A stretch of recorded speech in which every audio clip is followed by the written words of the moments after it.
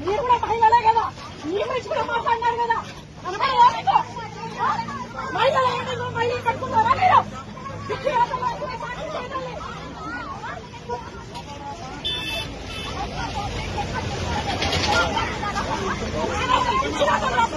మీరు కూడా మహిళ కదా,